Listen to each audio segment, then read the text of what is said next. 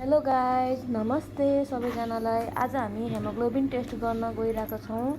यसको लागि हामीले एडिटेड भालमा कलेक्सन गरेको हुनुपर्छ। हेमोग्लोबिन टेस्ट चाहिँ हामीले शरीरमा रगत कति छ भनेर थाहा पाउनको लागि गरिन्छ। यो टेस्ट गर्नको लागि हेमोग्लोबिन रिएजेन्ट 5000 माइक्रोलिटर चाहिन्छ भने के भालमा भएको ब्लड स्याम्पल 20 माइक्रोलिटर चाहिन्छ। यसरी हामीले पिपेटिङ मजाले गर्नुपर्ने हुन्छ। यहाँ भिडियोमा देखाए जसरी पिपेटिङ राम्रो भएन भने रिजल्ट राम्रो आउँदैन। त्यही भएर पिपेटिङ राम्रो गर्नुपर्ने हुन्छ।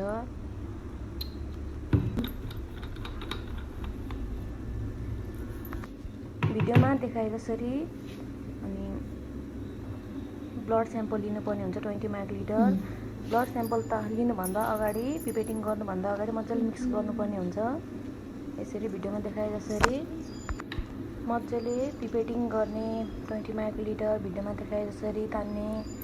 यसलाई टिस्यु पेपरले मजाले पुस्नुपर्ने हुन्छ अनि यसलाई मजाले ट्युबमा हालेर मजाले यसरी मिक्स गर्ने। भिडियोमा देखाए जसरी हाम्रो ट्युब चाहिँ सानो छ अनि यसलाई मिक्स गरिसकेपछि रुम टेम्परेचरमा हामीले 5 मिनट टाइमर लगाएर सेट गरेर छोड्नुपर्ने हुन्छ। यहाँ देखाइरहेको छु मैले।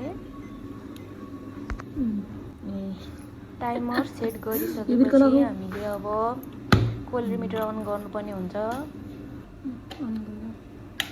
कोलोरिमिटरलाई चाहिँ अन गरेर 540 न्यानोमिटरमा सेट गर्नुपर्ने हुन्छ। यसलाई पहिला 0 मा सेट गर्नुपर्ने हुन्छ।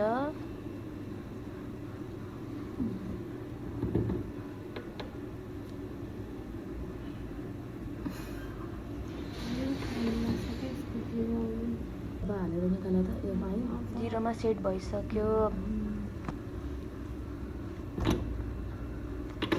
यसमा ओडी मेजर गर्दाखेरि हामीले क्युवेटको प्रयोग गर्नुपर्ने हुन्छ।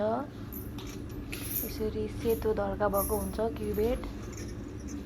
पुरो आउनुको लागि हामीले यसमा क्युवेटमा मजाले ओडी लिनुपर्ने हुन्छ। त्यो स्याम्पल टाइमर बुझिसकेपछि हामीले त्यसमा खनाउनु पर्ने हुन्छ सबै नपुगिकन। यसको आउटर भाग सबै हामीले राम्ररी पुस्नुपर्ने हुन्छ ताकि रिपोर्ट राम्रो आओस् भनेर। यसरी भिडियोमा देखाए जसरी गर्नुहोस्। हुन्छ, थ्याङ्क यू, बाई बाई।